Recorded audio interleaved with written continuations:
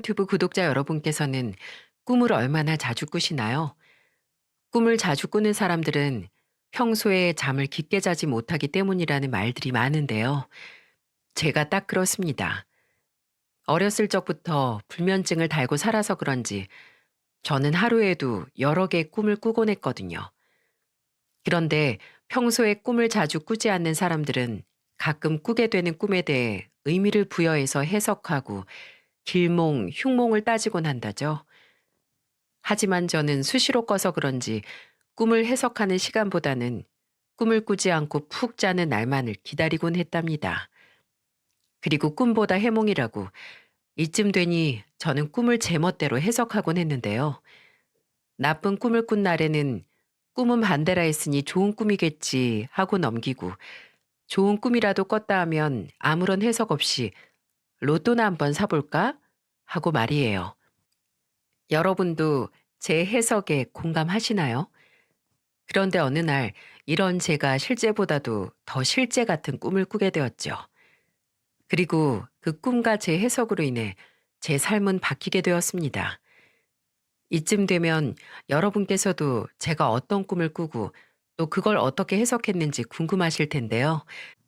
이제부터 진짜 제 사연을 들려드리도록 할게요. 저는 초등학교에 입학하면서부터 누군가가 제게 가장 존경하는 인물이 누구니라고 물으면 언제나 어머니라고 답하곤 했습니다. 그만큼 제게 어머니는 크고도 높은 분이었으니까요. 그리고 반대로 네가 가장 싫어하는 사람은 누구니? 라는 질문을 받으면 어김없이 아버지라고 답했죠.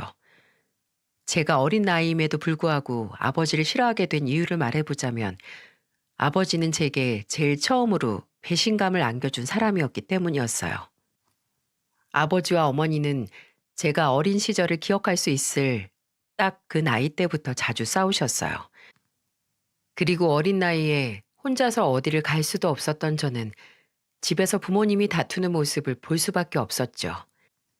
그때는 너무 어려서 부모님이 왜 싸우시는지도 몰랐지만 제가 기억하는 단 하나는 저는 속으로 부모님이 따로 사시기만을 바라고 원했다는 겁니다. 그런데 어느 날 평소와 다름없이 출근하셨던 아버지는 그 길로 집에 돌아오지 않으셨죠. 그렇게 한 8개월 정도 지났을까? 다시 돌아온 아버지 옆에는 제 어머니보다도 훨씬 어려 보이던 여자가 있었죠. 나중에 제가 좀 컸을 때 그때 일을 어머니께 다시 물었더니 그 당시 아버지는 본인의 짐을 챙기러 왔다고 했습니다. 옆에 있던 여자는 아버지의 새로운 부인이었는데 앞으로는 그 여자랑 같이 살 거라며 집에 있는 본인 물건이란 물건은 다 챙겨서 갔다고 말이죠. 아버지와 자주 다투시긴 했지만 아버지가 집에 들어오지 않으셨던 8개월 동안 어머니는 아버지를 기다리고 계시는 것처럼 보였습니다. 그런데 집에서 아버지의 모든 짐이 사라지자 그날부터 어머니는 가장 역할을 자처하셨죠. 그렇게 어머니는 홀로 저와 제 밑으로 있는 동생들을 키우셨습니다. 여자의 몸으로 혼자 삼남매를 감당하는 건 요즘 시대에도 힘든 일인데 사연을 쓰다 보니 그 당시 어머니가 얼마나 힘드셨을지 상상을 할 수도 없네요. 어머니께서는 저와 두 동생을 키우느라 본인이 하실 수 있는 모든 일은 다 하셨던 것 같습니다. 식당 일부터 시작해서 청소까지 하셨고, 그러고도 시간이 나면 이 집 저 집 돌아다니며 허드렛 일을 해주면서 반찬도 얻어오셨어요. 제가 본 어머니의 삶은 정말 처참했습니다. 그리고 동시에 어머니와 제 동생들을 책임지지 못한 아버지에게 배신감을 느끼며 점점 남자인 어른들을 증오하기 시작했죠. 그렇게 아버지가 떠난 지 4년 정도 지나고 저는 중학생이 되었어요. 그때 저는 아버지 그리고 남자 어른들로 시작했던 제 분노가 이제는 제 집안, 아버지가 평생을 사셨던 이 마을, 또 이 마을에 있는 모든 사람한테 점차 번지게 되었고 저는 어느 순간 동네 문제아가 되어버렸습니다. 엄마는 저렇게 힘들게 애들 먹여 살리는데 장남이란 놈이 저래서야 원. 제가 고작 중학생 때 동네 사람들한테 들었던 말입니다. 저한테는 언제나 여자한테 미쳐서 도망간 아빠와 남편 없이 홀로 뼈 빠지게 애들 먹여 살리는 엄마라는 꼬리표가 따라다녔고, 저는 이 사이에서 제 자리를 잡지 못하고 방황하며 다녔어요. 그런데 어느 날 동네 어른한테 혼나고 있는 제 모습을 본 어머니께서는 제 손목을 붙잡으셨고, 걸어서는 꽤 걸리던 보육원까지 저를 질질 끌고 갔습니다. 그러면서 가는 길 내내 제게 말했죠. 더는 네가 아빠가 없어서 개망나니처럼 다닌다는 소리 듣기도 싫고, 홀어머니한테 달린 혹이라는 소리를 듣는 것도 이 애미는 싫다. 세상에 부모 없는 사람이 얼마나 많은데 넌 고작 아빠 하나 없는 게 무슨 유세라도 되는 것처럼. 아, 다 됐어. 네가 좀 그렇게 이 애미랑 동생들 내팽개치고 네 멋대로 살고 싶거든. 내가 너 보육원에 아예 데려다 줄 테니까 거기서 너 혼자 살거라. 라고 말입니다. 그 당시에는 저와 가족들을 버린 아버지도 싫었고, 그런 아버지에게 단 한마디의 욕도 안 하고 혼자 아등바등 사는 어머니도 답답했어요. 그래서 저라도 숨통 트여 보려고 생각 없이 지내왔던 건데, 갑자기 저를 버린다는 어머니의 말을 듣고 저는 정신이 번쩍 들었어요. 그래서 절 끌고 가는 어머니를 말리며 한 번만 봐달라고 사정했습니다. 그런데 어머니께서는 인정사정 없으시더군요. 저를 기어코 보육원에 데려가신 어머니는 저를 상담실 같은 곳에 앉히셨는데, 그곳에서 벌벌 떨고 있는 제게 상담 선생님은 이렇게 말씀하셨어요. 네가 영덕이구나. 네 어머니한테 이야기 다 들었어. 어머니께서 네가 힘을 좀 쓴다던데 딱 보니 그렇게 보이는구나. 봉사라는 게 너 나이에는 힘든 일인데 어머니를 도와서 매주 와준다고 하니 정말 고마워. 어려운 일은 없어. 보통 빨래나 청소 같은 일인데 그건 어머니께서 도사니까 잘 배워서 해주면 돼. 잘 부탁할게. 네? 봉사요? 갑자기 봉사라는 말에 당황한 제가 상담 선생님께 되묻자 어머니는 제 입을 손으로 막으시면서 이러시더라고요. 그렇죠. 우리 아들이 겉으로 봐선 좀 껄렁껄렁해 보여도 저 닮아서 손은 야무지답니다. 이제 저랑 같이 매주 들러 봉사하려 하니까 제 아들 좀 잘 봐주세요. 어머니도 참 저희가 되려 잘 부탁드려야죠. 영덕아, 너는 네 어머니께서 매주 보육원에서 봉사하시는 거 알고 있었니? 아마 벌써 3년이나 됐지. 어머니가 보육원에서 아이들한테 얼마나 인기가 많으시다고. 밤낮 없이 일하시느라 어머니께서 편히 주무시는 것도 본 적 없는데 봉사라니. 어머니께서 3년 넘게 봉사하셨다는 이야기를 들으니 그때 저는 어머니를 대단하다고 생각하기보다는 오히려 어머니가 한심해 보였습니다. 매일 삭신이 쑤신다고 하셨는데 틈날 때 쉬시기라도 하지. 왜 사서 고생하시는지 어린 마음에는 전혀 이해가 안 됐으니 말이죠. 그런데 어느 날 어머니 손에 이끌려 봉사를 시작한 지 5개월 정도 됐을 때 우연히 어머니와 상담 선생님께서 하시는 대화를 듣는데 이 대화를 통해 저는 새로운 사람이 될 수 있었습니다. 그런데 이렇게 봉사하시는 거 힘들지 않으세요? 듣기론 하루도 쉬지 않고 일하신다고 들었거든요. 봉사라는 게 어떻게 보면 노동이나 다름없잖아요. 매주 와주셔서 저희야 너무 좋은데 괜히 몸 상하실까 걱정돼서요. 전 괜찮습니다. 제가 어디서 듣기로 착한 일을 많이 하면 그게 누적이 되고 결국에는 본인한테 좋은 일이 되어 돌아온다고 하더군요. 이렇게 무언가를 바라고 하는 것이 봉사가 아닌 건 알지만 제가 틈날 때마다 봉사하면 이게 쌓이고 쌓여 나중에 바람잘 날 없는 우리 영덕이 인생에 도움이 되지 않을까 싶어서요. 네? 그럼 나중에 영덕이한테 좋은 일이 생겼으면 하는 마음에 이렇게 몇 년간 봉사하셨다는 거예요? 맞습니다. 우리 영덕이 원래는 착한 아이였어요. 그런데 제 아버지가 가족들 버리고 가니 그 분에 못 이겨 애가 갑자기 변했죠. 영덕이 동생들은 그 당시 너무 어려서 아무것도 기억 못합니다. 그런데 우리 영덕이는 첫째인 게 죄인지 기억하지 않아도 될 일들을 전부 기억하는 바람에 저렇게 하루하루를 힘들게 지내고 있죠. 그리고 따지고 보면 그것도 다 이 못난 애미 탓 아니겠습니까? 그러니 어쩌겠어요. 영덕인 하루하루 사람들한테 피해주며 살고 있는데 뒤에서라도 제가 착한 일을 해야 우리 영덕이한테도 좋은 일이 생기지 않겠어요? 어머니의 말이 끝난가 동시에 저는 울컥했고 어머니 앞에서 혹여 눈물이라도 보이게 될까봐 허겁지겁 집으로 도망쳤습니다. 어머니께서 봉사하시는지 몰랐을 때 일요일마다 나가는 어머니를 보며 아주 힘이 넘쳐나나 봐. 그럴 시간에 애들이나 더 봐주지 말이야. 동생들은 나한테 맡겨놓고 어머니 매주 어딜 저렇게 다니신대? 라며 속으로 어머니에게 모진 말도 많이 했었는데 저를 위해 힘든 몸 이끌고 나가서 봉사하셨다니 그때는 저 스스로 너무 부끄러워 쥐구멍이라도 숨고 싶더군요. 그날 이후 저는 어머니보다 더 일찍 준비해서 보육원으로 갔습니다. 전에는 툴툴대며 억지로 하는 봉사였다면 이번에는 어머니와 같은 마음으로 그러니까 내가 좋은 마음으로 봉사하면 이 덕이 어머니한테 가지 않을까 하는 생각을 가지고 했습니다. 그러다 보니 평소에는 안 가던 시간도 아쉬울 만큼 빨리 지나가더군요.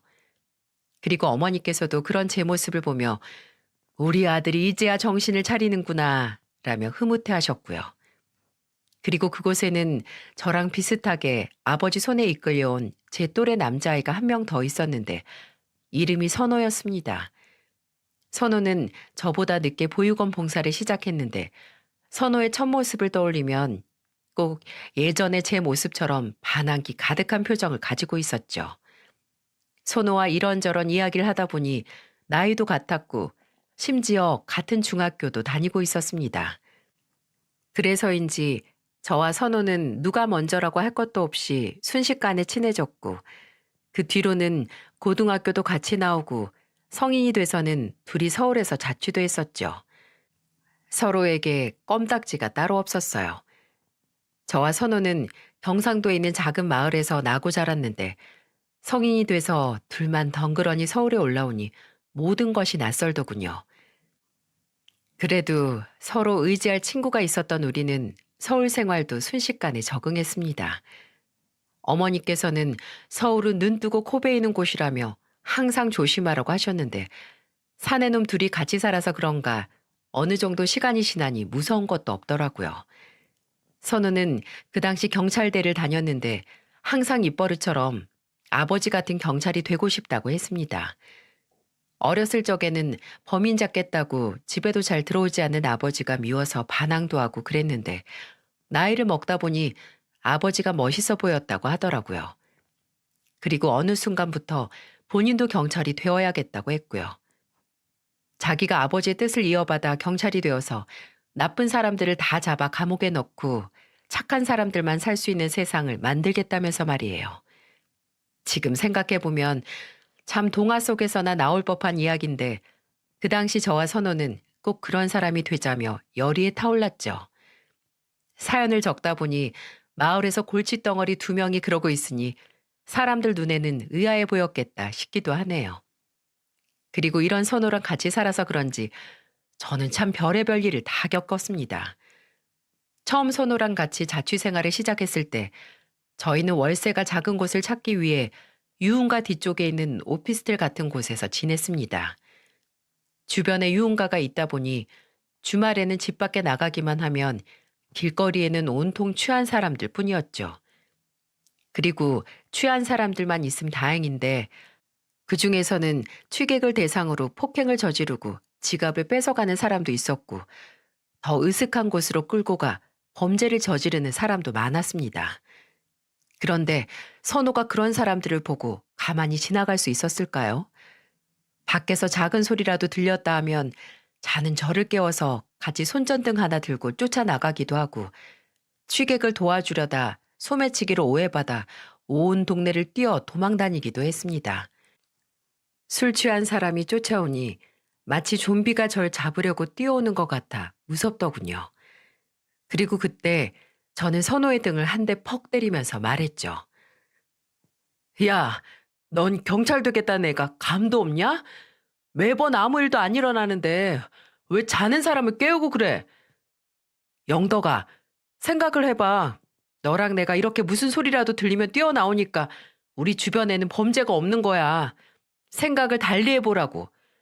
아무 일도 안 일어나는데 우리가 나오는 게 아니라 우리가 이렇게 매번 나오니까 아무 일도 안 일어나는 거라고.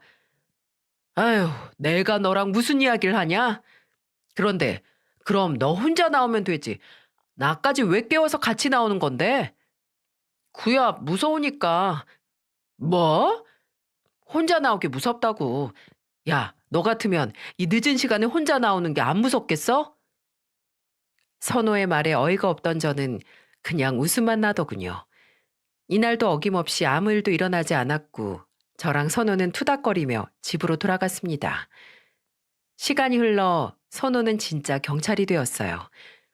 그뿐이게요. 저랑 평생 둘이 자취나 하며 지내자는 약속을 잊기라도 한 건지 진짜 결혼할 여자라면서 제게 여자친구를 소개해 주더군요. 그때 선호 여자친구를 보는데 저는 넙죽절이라도 할 뻔했습니다. 이렇게 못난 제 친구를 데려가줘서 정말 고마워요. 라면서 말입니다.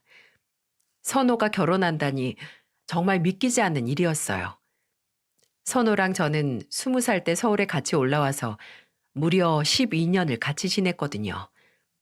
그러니까 선호가 결혼하기 직전까지도 같이 살았던 거죠. 그런 친구가 결혼한다고 하니까 괜히 섭섭하기도 하고 제가 장가를 보낸 것 같아 뿌듯하기도 하고 많은 감정이 떠올랐습니다. 그리고 선호 여자친구는 선호보다 2살 많은 연상이었는데 외모로는 선호보다 한참 어려 보였어요. 성격도 호탕해서 선호를 꽉 잡고 지내는 게 보였는데 그게 의외로 꼬숩기도 하더군요. 그리고 저와는 반대로 선호는 어렸을 적에 어머니가 집을 나가셨습니다. 그래서 늘 아버지나 형처럼 엄한 남자들이랑 지내서 안쓰러운 적도 있었죠. 하지만 이제 제 짝을 만나 아내랑 달달하게 지낸다고 생각하니 제 가슴이 다 뭉클하더군요. 선호의 결혼식 날 저는 선호와 재수 씨가 준비해준 멋진 정장을 입고 선호 결혼식에서 사회를 맡았죠. 그때 마을 어르신들이 선호가 보내준 버스로 다 같이 올라오셨는데 저를 보며 다들 영덕이 이제 끈 떨어진 뒤웅박 신세 아니니? 선호 없이 영덕이 너는 이제 어떻게 사니? 하시며 놀리기 바쁘셨죠.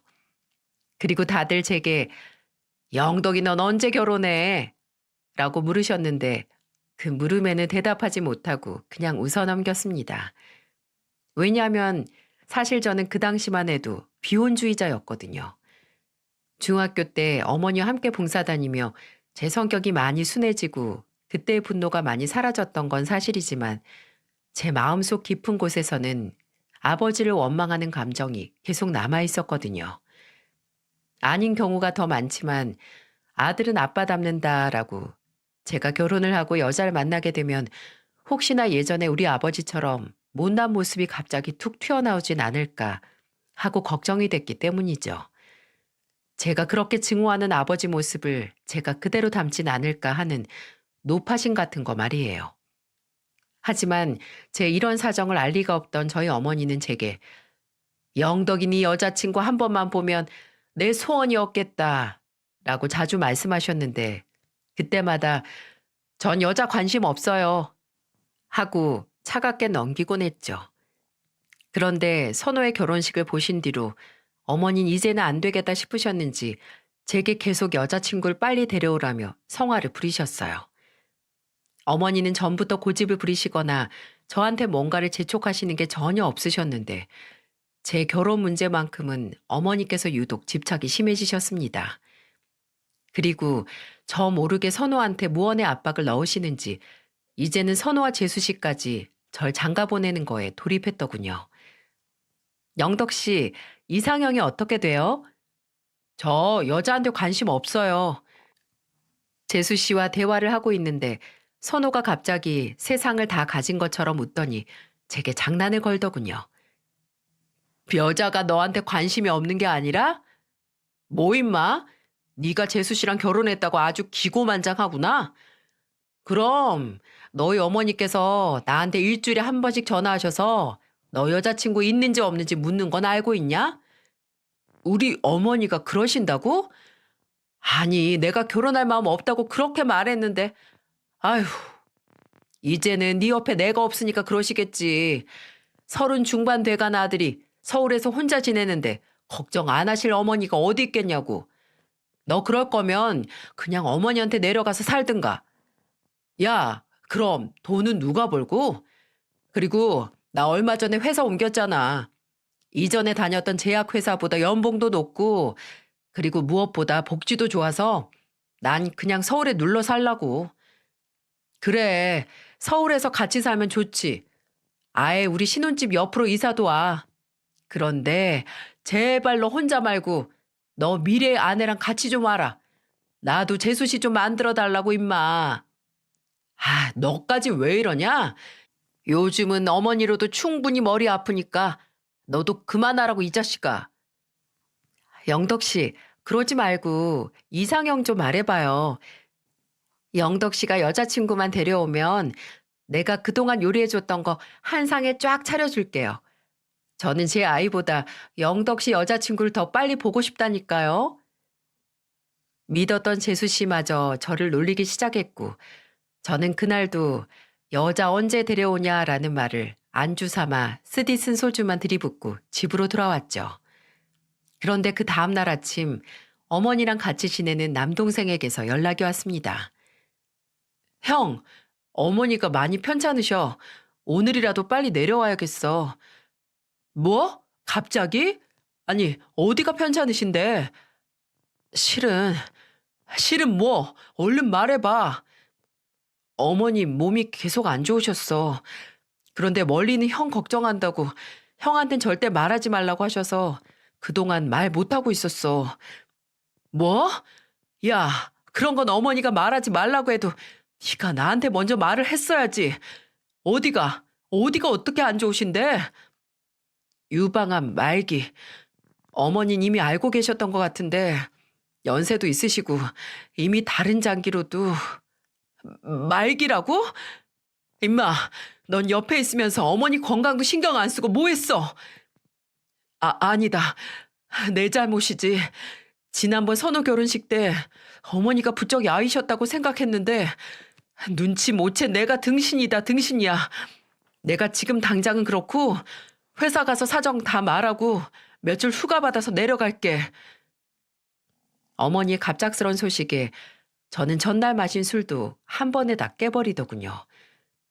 어머니께서 편찮으시단 연락을 받고 나서야 그간 어머니께서 제게 했던 말과 행동들이 다시금 떠올랐습니다. 선호 결혼식으로 서울 올라오셨을 때 우리 집에서 며칠 있다가 내려가도 되겠냐고 물으신 적이 있었는데 아마 저와 단둘만의 시간을 보내고 싶어서 그러셨던 게 아닌가 싶더라고요. 그리고 요즘 들어 부쩍 제 결혼 이야기를 하는 것도 그렇고 어렸을 적부터 어머니는 제게 허튼 말씀을 하신 적이 없으셨는데 제가 나이 들었다고 어머니 말을 깊게 생각하지 않았었나 봅니다. 저는 그 길로 회사에 가서 사정을 말했고 사장님의 배려로 일주일간의 휴가를 받아 어머니께 갔습니다. 선호 결혼식 때 보고 몇 개월 만에 뵌 건데 결혼식 때보다 부쩍 더 야위어 계셨죠. 어머니, 이렇게 편찮으실 동안 왜 저한테 말 한마디 안 하셨어요? 서울병원이 얼마나 좋은데요. 저랑 지금이라도 당장 서울로 가봐요. 가서 검사도 다시 받고 치료도 하고 그래봐요, 어머니. 영덕아, 난 괜찮어. 이미 여기서 큰 병원 2군데나 다 가봤어. 그런데 큰 병원 2군데서 다 너무 늦게 왔다고 하더구나. 그러니 서울 간다고 한들 뭐 달라질 게 있겠니? 그리고 집만큼 좋고 마음 편한 곳이 또 어디 있다고. 난 그냥 여기 있을 거야. 어머니, 어머닌 정말. 영덕아, 그런데 너 정말 여자친구는 없니? 어머니, 지금 이 마당에 제 여자친구가 중요해요? 그럼 중요하지. 너한테 여자라곤 이 애미랑 네 동생 영옥이 둘뿐이잖니. 그런데 영옥이는 제 서방 만나 결혼해서 잘 살고 있고 그럼 너한테는 이 애미뿐인데 나도 곧 뭐요? 곧 뭐요 어머니? 어머니가 지금 어머니 입으로 말씀하셨잖아요. 저한테 여자는 어머니밖에 없다고요. 그러니까 저랑도 오래 살아요. 그렇게 해요. 네? 제가 서울 생활 정리하고 어머니 옆으로 올게요. 무슨 말도 안 되는 소리. 너도 네 짝을 만나야지. 내가 네 짝 보고 가려고 여지껏 버티고 있는데 무슨 그런 힘 빠지는 말을 해. 내가 잘 버텨볼 테니 네 마음에 꼭 드는 아가씨로 데리고 와라. 그때 내가 두 팔 벌려 환영해 줄 테니 말이다. 어머니, 네가 왜 여자를 안 만나려고 하는지 다 안다. 이제 네 못난 아버지는 네 마음속에서 잊어라. 네가 느꼈던 분노, 그거 다 잊고, 그리고 내가 30년간 봐와서 아는데 너는 네 아버지랑 달라. 암 다르고 말고. 그러니 그런 못난 사람 때문에 네 인생 불쌍하게 만들지 말어. 이제라도 마음 열고 좋은 짝 만나봐. 아니면 이 애미가 소개해 주랴? 제가, 제가 곧 데려올게요, 어머니. 어머니께서는 본인이 떠날 걸 미리 아시고 나니 혼자 남을 제가 걱정되셨었나 봅니다. 그래서 근래 들어 계속 여자친구 데려오라고 얘기를 하셨던 거고요. 그런데 마음을 여는 것이 마음처럼 쉬운 건 아니더군요. 그래도 어머니 뜻이니 이런저런 소개 자리들을 다녀보고 있을 때 동생에게서 어머니가 하늘나라로 돌아가셨다는 연락을 받았습니다. 제가 예쁜 아가씨 데려오면 두 팔 벌려 환영해 주시겠다고 하시더니 어머니는 약속도 지키지 못하시고 돌아가신 거였죠. 제 짝 얼굴 한번 보는 게 소원이라는 게 어머니의 유언과도 같은 말이었어요. 그래서인지 어머니 살아생전 제가 알콩달콩 연애하는 모습 한번 못 보여드린 게 계속 마음에 걸렸죠. 그리고 어머니가 돌아가시고 반년 정도 지났을 무렵 어머니의 생신날이 다가왔습니다. 그날은 하필 집에서 쉬는 날이었는데 어머니랑 같이 지냈던 어린 시절을 떠올리다 보니 문득 매주 보육원에서 봉사했던 게 떠오르더군요. 그래서 전 이거다 싶었고 다음날 회사에서 20분 거리에 있는 보육원으로 가서 주말마다 정기 봉사를 하고 싶다고 했습니다. 제가 봉사했을 당시 근처 중고등학교에서 봉사 시간을 채우기 위해 학생들이 많이 왔었는데 학생들이 선생님, 선생님 하며 따라다니던 여자 교사 한 명이 계속 제 눈에 들어오더군요. 나중에 알고 보니 그 여성분은 사회복지사였는데 이름은 수미였습니다. 그리고 수미 씨는 주말마다 돌아가면서 한 주는 보육원, 또 다른 한 주는 노인복지회관을 다니며 봉사한다고 하더라고요. 그 당시 저는 매주 집에서 시간을 보냈는데 주말마다 할 일이 없다는 핑계로 수미 씨에게 봉사를 같이 다녀도 되겠냐고 여쭤봤죠. 그런데 아무리 생각해봐도 그때 그런 말을 할 용기가 어디서 나왔는지 궁금할 뿐입니다. 저는 주변에 친한 여자인 친구도 지인도 없었으니 말이에요. 지금 와서 생각해보면 아마도 어머니께서 용기를 주시지 않았나 싶습니다. 그렇게 저는 매주 수미 씨와 함께 봉사를 다녔고 어느 순간 저희들은 평일에도 만나 일상을 공유하는 사이가 되었죠. 수미 씨는 저보다 4살이나 어렸는데 말하는 거며 생각하는 게 다 저보다 몇 살은 더 산 사람처럼 똑부러졌고 그런 수미 씨를 저는 언젠가부터 존경하게 되어버렸어요. 그리고 그렇게 저희들은 2년 정도 연애하다가 결혼을 약속한 사이가 되었죠. 상견례를 앞두고 제 예비 아내는 제 어머니를 만나 뵙고 싶다며 이야기했어요. 상견례 자리에 모실 수는 없지만 상견례를 하기 전에 산소에라도 가서 우리 결혼을 알려야 하는 게 아니냐면서 말이죠. 저는 상상도 하지 못한 일이었는데 아내가 그렇게 말해주니 아차 싶기도 했고 이렇게 속 깊은 제 아내를 보시면 어머니가 얼마나 좋아하실까 하는 마음에 괜히 설레기도 했네요. 그리고 무엇보다도 이런 이야기를 먼저 꺼내준 제 예비 아내에게 고마워 눈물이 났습니다. 정말 그때는 어린아이처럼 엉엉 울며 고맙다고 수없이 말했어요.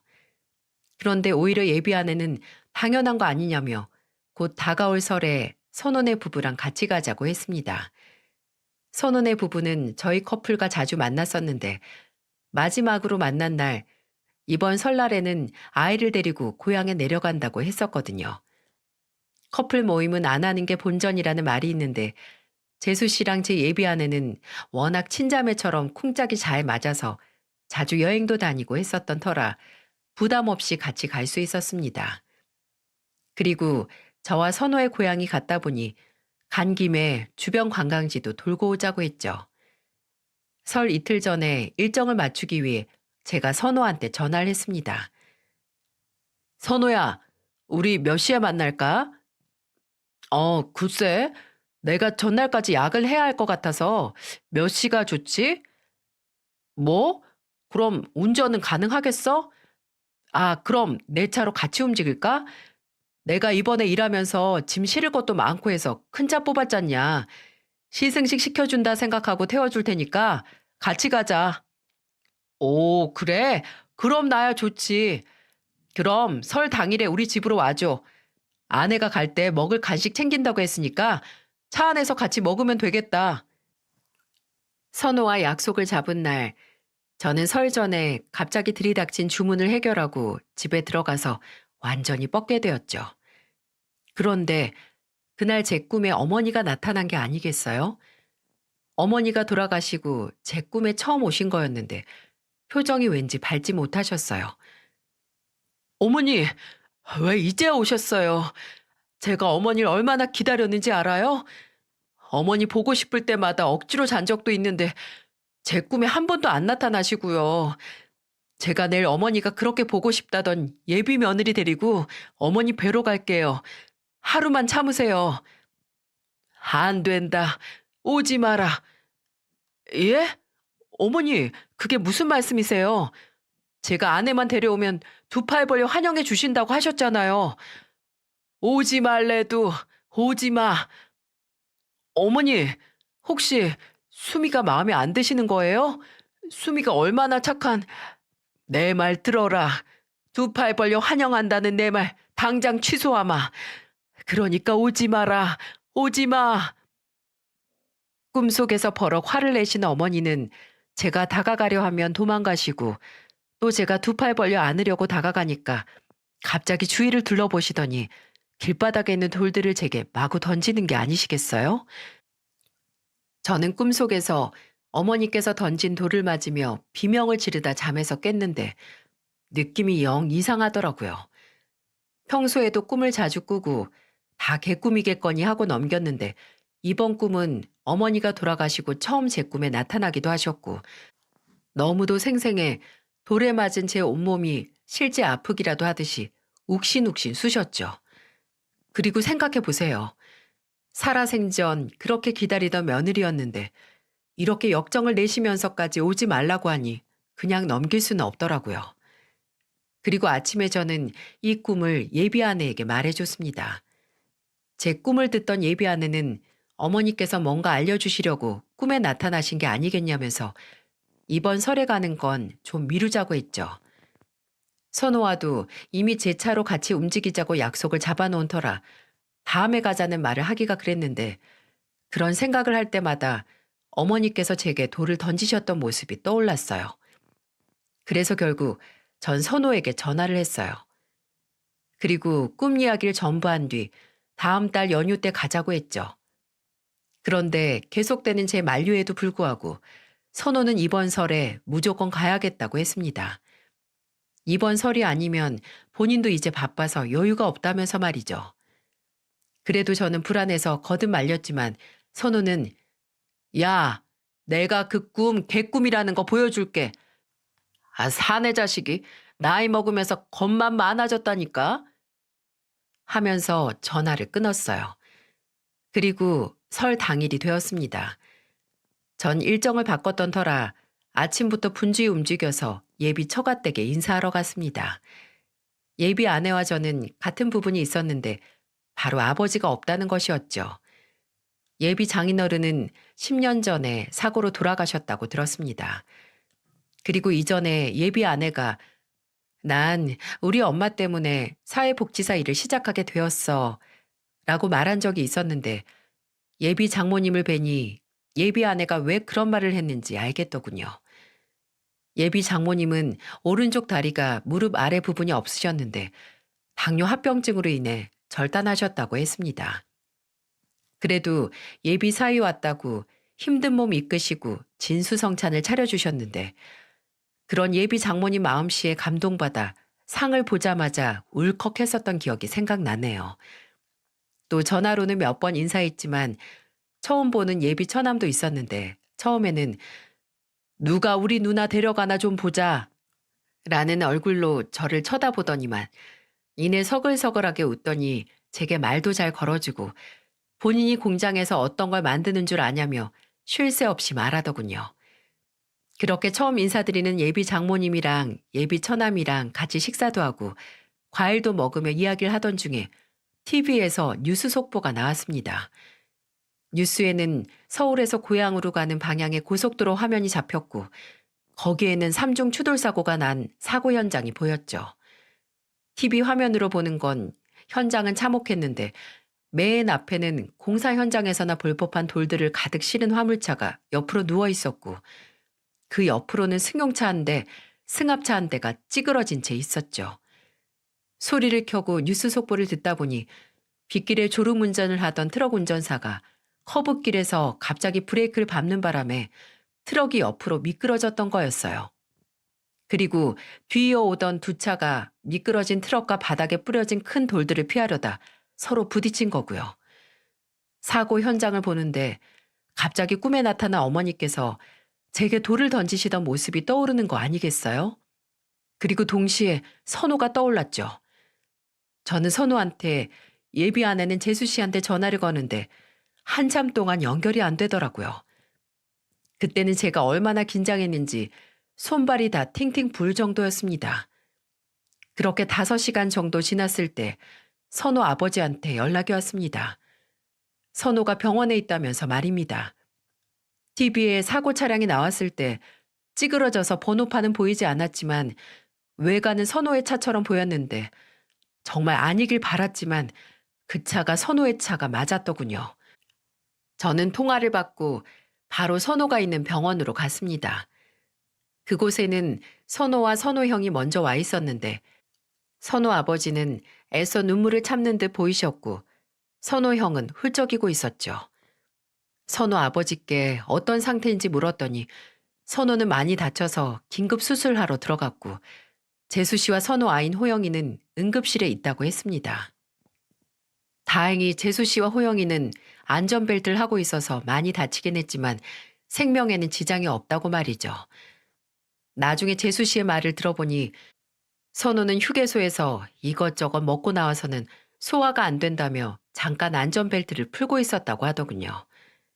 평소 제가 운전할 때도 옆에서 안전벨트 꼭 매라고 매번 잔소리하던 친구였는데 그런 선호가 안전벨트를 안 맸다니 믿기지 않더군요. 그렇게 10시간이 넘는 수술을 끝낸 선호는 그 뒤로도 의식 없이 누워 있었습니다. 그리고 그 시간 동안 선호는 본인 가족들과 제가 얼마나 많은 양의 눈물을 흘렸는지 아마 평생 모르겠죠. 그리고 그 뒤로도 한 달 동안 눈을 뜨지 못하던 선호를 보며 저는 혼자 엄청난 죄책감에 시달리고 있었어요. 지나고 보니 어머니의 꿈이 예지몽이 맞았고 어머니 말씀대로 고향길을 포기한 저와 예비 아내는 살 수 있었지만 제가 선원의 가족까지는 지키지 못했기 때문이었죠. 제가 그때 개꿈이라며 자신만만해하던 선호를 더 강력하게 말렸다면 이런 일은 일어나지 않았을 텐데 하면서 말입니다. 또 반대로는 말이 씨가 된다고 제가 차라리 아무 말도 하지 않았다면 아무 일도 안 일어나지 않았을까 하는 생각에 저는 이러지도 저러지도 못하고 있었죠.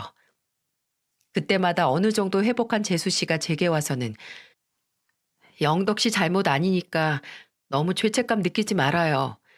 그리고 오히려 영덕 씨가 그렇게 말해준 덕분에 그날 호영이 아빠가 저랑 아이한테 안전벨트 잘 매라고 얼마나 말했는데요. 그 덕에 저랑 호영이는 멀쩡한 거고요. 그런데 바보같이 평소에는 코앞 슈퍼에 가도 안전벨트 잘만 하던 사람이 그날따라 왜 소화가 안 된다고 안전벨트 풀어서는 이렇게 많은 사람을 걱정시키나 모르겠어요.